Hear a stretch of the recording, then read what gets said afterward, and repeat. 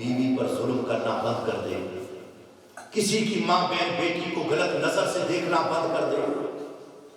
آقا صلی اللہ علیہ وسلم فرماتے ہیں جہاں زنا ہے وہاں فنا ہے۔ اور یہ نکاح یہ کس لیے ہے؟ یہ زنا سے بچنے کے لیے ہے، یہ کوئی معمولی چیز نہیں۔ آج شادیاں ہونے کے بعد ہمارے گھروں کے اندر برکت نہیں آتی۔ یہ شادی اللہ کے رسول کی بڑی نعمت ہے، بڑا تحفہ ہے ہمارے لیے، اور سارے گناہوں کی جڑ زنا ہے۔ اللہ تعالیٰ قرآن میں کہتا ہے لا تقربوا الزنا انہ کان فاحشۃ وساء سبیلا۔ زنا سے بڑھ کر اللہ کے نزدیک کوئی برا کام نہیں۔ شہر مکہ کعبے کا موسم، زنا کیسی چیز ہے؟ کعبے کا موسم، غور سے سننا توجہ سے۔ زنا تو دور کی بات ہے، بہت بڑی بات ہے۔ غلط نظر سے کسی عورت کو دیکھنا، بری نیت سے کسی عورت کو دیکھنا، اس کا انجام کیا ہوتا ہے پتہ ہے؟ آقا صلی اللہ علیہ وسلم فرماتے ہیں اس کو مرتے وقت کبھی ایمان نصیب نہیں ہوگا۔ ساری زندگی نمازیں پڑھتا رہے، حج کرتا رہے، ساری زندگی حج میں گزارے، مدینے میں گنبد خضرا کے سامنے کیوں نہ مر جائے، لیکن اس کی نظر غلط ہے۔ آقا فرماتے ہیں وہ کفر کی موت مرے گا، مرتے ہی جہنم میں جائے گا۔ ہے قول محمد قول خدا، فرمان نہ بدلا جائے گا، بدلے گا زمانہ لاکھ مگر قرآن نہ بدلا جائے گا۔ آج ہم اس کو کچھ گناہ ہی نہیں سمجھتے۔ آج کل کا یہ زنا تو فیشن بن چکا ہے، تو ان چیزوں کو ہم سمجھنے کی کوشش کریں۔ کعبے کا موزن، جو کعبے کا ہم طواف کرتے ہیں، حاجی لوگ طواف کرتے ہیں، حجر اسود کو چھوتے ہیں، وہ کعبہ، اس کعبے کا موزن آذان دینے والا بانگی، روایتوں کے اندر آتا ہے 40 سال تک وہ موزن رہا، 40 سال تک اس نے آذان کہی۔ مسجد حرام کا جھاڑو نکالنے والا کیسا وہ امام ہوگا، کیسا وہ عالم ہوگا، کیسا وہ نیک ہوگا۔ ہماری آپ کی مسجدوں کا امام نہیں، کعبے کا امام 40 سال تک مسجد حرام کا امام رہا، اور 40 سال کے بعد جب اس کو موت آئی، مرا، قبر میں دفن کیا گیا۔ دفن کرنے کے بعد اس کا بھائی ساتھ میں تھا، قبر بند ہو گئی تو اچانک بھائی کے جیب کے اندر جو بٹوا تھا وہ اس کی قبر میں گر گیا۔ بھائی کو یاد آیا، واپس ایک اینٹ ہٹا کر اس نے چاہا کہ قبر میں سے بٹوا نکال لوں، تو جیسے ہی اینٹ ہٹائی گئی تو اس کی قبر سے آگ کے شعلے بھڑک رہے تھے، آگ جل رہی۔ اور قبر بند کی، دفن کیا، دعا مانگی، واپس گھر آئے۔ اس کی ماں زندہ تھی۔ ماں سے پوچھا اے میری ماں یہ مجھے بتا کہ میرے بھائی کا کارنامہ کیا تھا؟ ماں کی آنکھوں میں آنسو آئے، ماں رونے لگی، کہا بیٹے ایسا کیوں پوچھ رہا ہے؟ تو کہا کہ میں نے جو منظر میری نگاہوں سے دیکھا ہے میں اس لیے پوچھ رہا ہوں کہ میرا بھائی تو کعبے کا امام تھا، 40 سال تک کعبے کا مؤذن رہا، اور اس کے قبر کے اندر آگ کے شعلے کیسے؟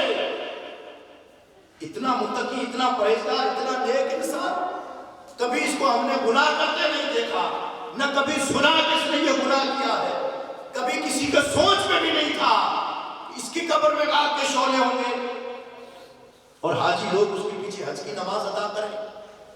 کعبے کا امام، اس کی قبر میں آگ کے شعلے۔ اے میری ماں بتا یہ کرتا کیا تھا، اس کے کارنامے کیا تھے؟ تو ماں نے ہوتے ہوئے کہا بیٹے اس کا اور کوئی گناہ نہیں تھا، یہ تہجد کی نماز بھی پڑھتا تھا، چاش بھی پڑھتا تھا، اشراق بھی پڑھتا تھا، ہر طرح کی نیکی بھی کرتا تھا، ہر طرح سے پابند بھی تھا، سب کچھ کرتا تھا، لیکن اس کے اندر ایک غلط عادت تھی کہ میں ماں ہو کر اس کو سمجھاتی رہی، کئی بار کہا سمجھایا لیکن یہ مانتا نہ تھا۔ بیٹے رض کیا ماں وہ کیا کرتی تھی؟ اس کی غلطی یہ تھی کہ حرم کعبہ کے پاس میں ایک لڑکی رہتی تھی، اور یہ اس لڑکی کو غلط نظر سے دیکھا کرتا تھا۔ اس لڑکی کے ساتھ زنا نہیں ہوا کبھی، لیکن صرف غلط نظر سے دیکھا کرتا تھا، باقی ہر طرح سے نیک تھا، تہجد گزار تھا، سب کچھ تھا، کعبے کا امام تھا، عالم بھی تھا، اور شہر کعبہ کا قاضی بھی تھا، لیکن اس لڑکی کی طرف غلط نظر سے دیکھتا تھا، بری نظر سے دیکھتا تھا، بس یہ ایک عیب تھا اس کے اندر۔ تو نتیجہ کیا ہوا؟ مرا تو کفر کی موت مرا، اور اس کی قبر کے اندر آگ کے شعلے بڑھ گئے۔ تو یہ ہے غلط نظر کا نتیجہ۔ صرف بری نظر سے دیکھنے کا یہ نتیجہ ہے، جو زنا کرے گا اس کا حال کیا ہوگا۔ تو ایسی لت جو ہمارے معاشرے کے اندر لگ چکی ہے، ان چیزوں سے نکلیں۔ ہم کو آپس میں لڑنے سے فرصت نہیں، ایک دوسرے کے عیب دیکھنے سے فرصت نہیں۔ نیکیاں کس کو یاد ہے؟ نمازیں کس کو یاد ہے؟ اللہ رسول کس کو یاد ہے؟ تو ہم اپنے گھروں کے اندر بھی ایسا ماحول بنا، محبت، سکون، پیار، ایک دوسرے، رات اور دن عبادت کے اندر لگے رہتے تھے اور ہمیشہ تہجد کی نماز پڑھا کرتے تھے۔ ایک دن میاں بیوی اپنے گھر کے اندر بیٹھے تھے، اس کی گھر والی بیوی جو تھی وہ روٹی پکا رہی تھی۔ تو میاں بیوی میں باتیں ہوتے ہوتے بیوی نے کہا اپنے شوہر سے کہ تو بڑا ولی بنا پھرتا ہے نا، یہ ولایت کے اندر صرف تیری بات نہیں ہے، اس ولایت کے اندر آدھا حصہ میرا بھی ہے، تب تو ولی بنا ہے۔ تو شوہر نے کہا میری ولایت کے اندر تیرا حصہ کیسے ہو سکتا ہے؟ تو کہا آدھا حصہ میرا ہے اس کے اندر، اگر میں تجھے ساتھ نہ دیتی تو ولی نہیں بن سکتا۔ تو کہا عبادت میں کروں، نماز میں پڑھوں، تسبیح میں پڑھوں، تہجد میں پڑھوں، رب کی دربار میں توبہ میں کروں، رب کی دربار میں روؤں گڑگڑاؤں، میں قرآن کی تلاوت میں کروں، محنت میں کروں، تو تو گھر پہ سوئی رہتی ہے، تیرا حصہ کیسے میری ولایت میں؟ تو اس عورت نے کہا نہیں، میرا حصہ ہے اس کے اندر آدھا۔ تو کہا یہ کیسے ہو سکتا ہے؟ آخر مرد ہوتا ہے، مرد کو غصہ جلدی آتا ہے، اور وہ بھی باہر نہیں اپنی بیوی پر، اس لیے وہ کمزور ہے، کچھ کر نہیں سکتا، اس پر غصہ جلدی آیا، غصے میں آ گیا۔ غصے میں آ کر کے کہا کہ تیرا حصہ اگر میری ولایت میں ہے تو تیرا حصہ واپس لے لے، مجھے نہیں چاہیے تیرا حصہ، مجھے ضرورت نہیں تیرے سے۔ تو بیوی نے کہا، بیوی نیک عورت تھی، وہ عورت بھی نیک تھی، آج کل کی عورتوں جیسی نہیں، نیک عورت تھی۔ تو کہا کہ ٹھیک ہے، میرا حصہ میں آج دن کے بعد واپس لے لیتی ہوں۔ تو وہ عورت جو تھی کیا کرتی تھی؟ جب بھی وہ عورت کھانا پکاتی تو کھانے سے پہلے وضو کر لیا کرتی تھی، بغیر وضو کے اس نے کبھی کھانا نہیں پکایا، اور جب کھانا پکانے لگتی تو اس کی زبان پر قرآن کی تلاوت جاری رہتی تھی، کبھی نبی پر درود پڑھتے وہ کھانا پکاتی تھی، کبھی نبی کی نعتیں پڑھتے وہ کھانا پکاتی تھی، ناپاکی کی حالت میں کبھی اس نے کھانا نہیں پکایا۔ اور جب وہ اس کا شوہر گھر سے اٹھ کر مسجد میں تہجد کی نماز پڑھنے کے لیے جاتا تو وہ بیوی بھی اپنے گھر میں اٹھ کر تہجد میں سر سجدے میں رکھتی، رب کی دربار میں دعا کرتی، میرے مولا میرا شوہر تیرے دربار میں آیا ہے، اس سے تو راضی رہنا، اس کی عبادتوں کو قبول کرنا، اور اس کو اپنی دربار میں قبول کر دے۔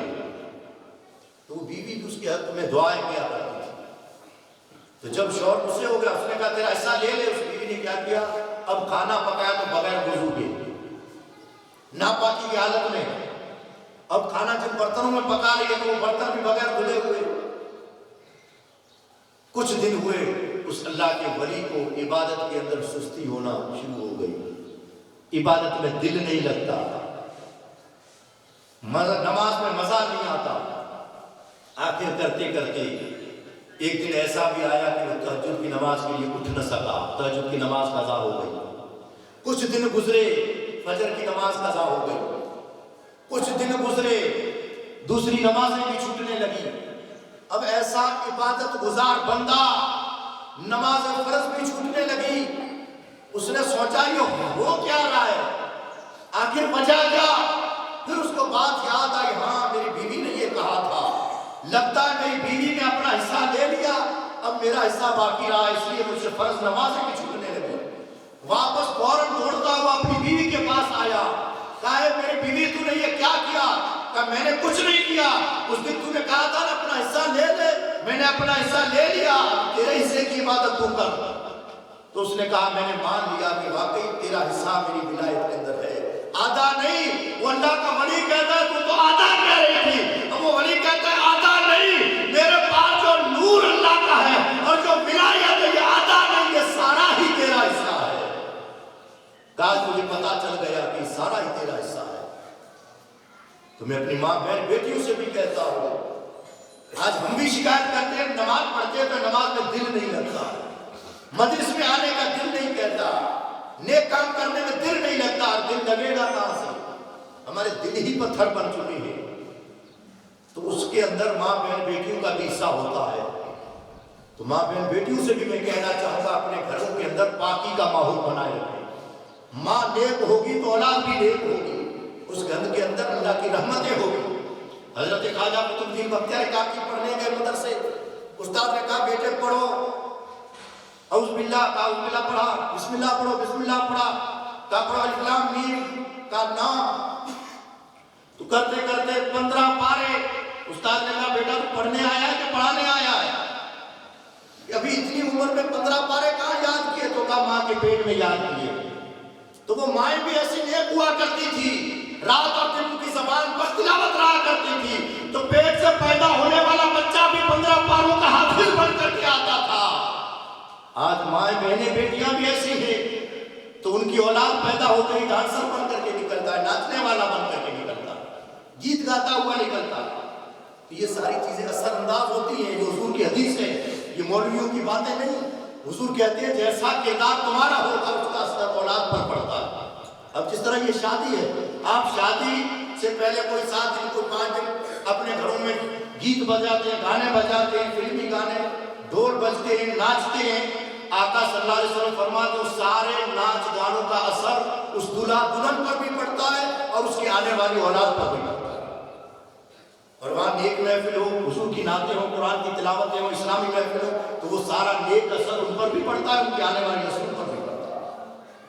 اور اس پر ایک مثال موجود ہے، علماء کرام نے کتابوں کے اندر لکھا ہے۔ ایک انگریز تھا، انگریز تو وہ کسی اللہ والے، اللہ کے ولی کی دربار میں کہیں ملنے کے لیے گئے، بیٹھا ہوا تھا۔ تو ایک بندہ بیمار تھا، تو وہ بوتل پانی کے ہم لے جاتے ہیں، اس طرح یاسر شاہ بابا بوتل لے جاتے ہیں، پانی کو دم کر دیتے ہیں، اصول ہے ہمارا۔ تو وہ ایک بندہ بوتل پانی کی لے کر اس اللہ کے ولی کے پاس آیا، اللہ کے ولی نے کچھ پڑھا، بوتل پر دم کیا، اس کو دے دی، وہ لے کر کے چلا گیا۔ تو انگریز وہ بڑا سائنس والا تھا، وہ اس نے دیکھا کہ یہ بوتل میں اس نے کیا کیا، پانی تھا، پانی کے اوپر پھونک ماری، کو لے کر کے چلا گیا، اس سے راہ نہ گیا۔ وہ باہر نکلا، اس بوتل والے بندے کو پکڑ لیا، کہا یہ مجھے سمجھ میں نہیں آیا کہ یہ تو پانی کیوں لایا، اس نے کیا کیا، اب تو اس پانی کو کرے گا کیا؟ تو اس بندے نے کہا کہ میرے گھر پر میری بیوی بیمار ہے، تو میں بوتل کے اندر پانی لے آیا ہوں، یہ اللہ کے ولی ہیں، نیک ہیں، انہوں نے قرآن پڑھ کر اس پر دم کیا ہے، اب یہ پانی شفا بن گیا، اس پانی کے اندر شفا آ گئی، اب جیسے میں جا کر اپنی بیوی کو پلاؤں گا تو یہ بیوی میرا پانی پیتے ہی وہ بیماری سے صحیح ہو جائے۔ تو کہا ایسی بات ہے؟ کہا ہاں۔ تو وہ تو انگریز تھا، سائنس والا تھا، اب اس بات کی تحقیق کرنی پڑے گی، ریسرچ کرنا پڑے گا۔ اب وہ وہاں سے نکلا، اپنے گھر پہنچا۔ اسلام کی تاثیر دیکھو، قرآن کی تاثیر دیکھو۔ وہ انگریز پہنچا، اس نے 2 بوتلیں پانی کی بھری، 2 بوتلیں پانی کی بھری، ایک بوتل کو ایک کمرے کے اندر رکھا، دوسری بوتل کو دوسرے کمرے کے اندر رکھا، الگ الگ کمروں کے اندر، اور اس نے ایسا انتظام کیا اس کمرے کے اندر کوئی بندہ اس بندے کے علاوہ نہیں آ سکتا، وہ اکیلا ایک بندہ تالا لگا دیا، اس کے اندر کھل جاتا تھا، دوسرے کسی کو انٹری نہیں تھی۔ دونوں کمروں کے اندر 2 بوتلیں الگ الگ رکھ دی، اور دونوں بوتلوں کے پاس میں ایک ٹیپ رکھ دیا، یا کوئی بھی ایسی باجے والی چیز بجنے والی ہو۔ اب ایک بوتل کے پاس میں اس نے قرآن کی تلاوت لگا دی، اور ایک بوتل کے پاس میں اس نے گانے لگا دیے۔ روزانہ اس کے پاس ایک بوتل کے پاس گانا بجتا تھا، اور ایک بوتل کے پاس قرآن کی تلاوت ہوتی تھی۔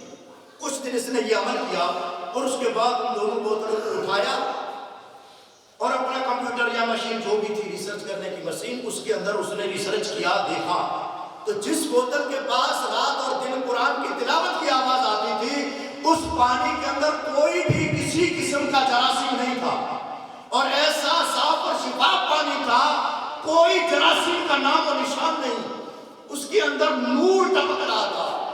اور جو بوتل رکھی ہوئی تھی اس کے پاس گانا بج رہا تھا، اس بوتل کا ریسرچ کیا تو اس بوتل کے اندر قسم قسم کے جراثیم تھے، اور وہ پانی اتنا گندا ہو چکا تھا، اگر اچھا انسان بھی پیے تو وہ بھی بیمار ہو جائے، اچھا انسان بھی پیے وہ بھی بیمار پڑ جائے۔ تو وہ انگریز یہ بات دیکھ کر تعجب میں پڑ گیا کہ یہ مشینیں تو آج نکلی ہے، یہ سائنس تو آج نکلا ہے، یہ مسلمانوں کے نبی کو کس نے بتایا کہ قرآن کے اندر یہ تاثیر ہے اور گانے کے اندر یہ تاثیر ہے؟